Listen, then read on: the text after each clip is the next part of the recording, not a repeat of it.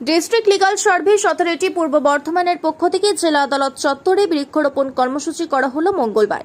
District legal service authority পূর্ব বর্ধমানের সম্পাদিকা সুতপা মল্লিক জানান, এবছর বিশ্ব পরিবেশ দিবসের প্রাক্কালে মাননীয় প্রধানমন্ত্রী নরেন্দ্র মোদী একটি গ্লোবাল ক্যাম্পেইনিং লঞ্চ করেছিলেন, যার নাম দেওয়া হয়েছিল এক পেড় মা কে নাম। সেই কর্মসূচির অংশ হিসেবে এদিন বিকেলে জেলা কোর্ট চত্বরে বৃক্ষরোপণ করা হয়। এই অনুষ্ঠানটির সহযোগিতার হাত বাড়িয়ে দেয় সহযোদ্ধা নামক একটি স্বেচ্ছাসেবী সংস্থা। পূর্ব বর্ধমান থেকে পাপাই সরকারের রিপোর্ট, বার্তাকার। সেই কর্মসূচি কিসের উদ্দেশ্যে করা হয়েছে এবং কাদের উদ্যোগে করা হয়েছে এবং কি বার্তা দিতে চেয়েছেন?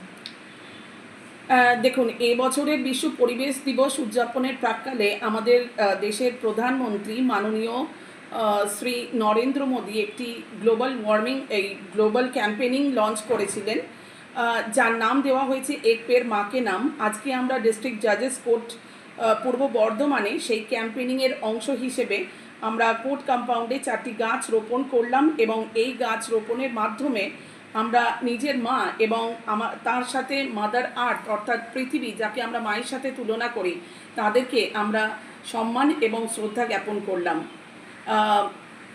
এটি মূলত করা হচ্ছে যে আমাদের দিনে দিনে পৃথিবী গরম হয়ে যাচ্ছে, গ্লোবাল ওয়ার্মিংয়ের সমস্যায় আমরা ভুগছি এবং এই পরিবেশে গাছের পরিমাণ কমে যাচ্ছে, যাতে মানুষ বেশি বেশি করে গাছ লাগায় এবং এটাই আমাদের বার্তা যে মানুষ যাতে বেশি বেশি করে গাছ লাগায়, যাতে আমরা পৃথিবী বাঁচতে পারে, গ্লোবাল ওয়ার্মিংয়ের সমস্যা কমে এবং জীবন বাঁচতে পারে, আগামী প্রজন্মকে যাতে আমরা বাঁচাতে পারি।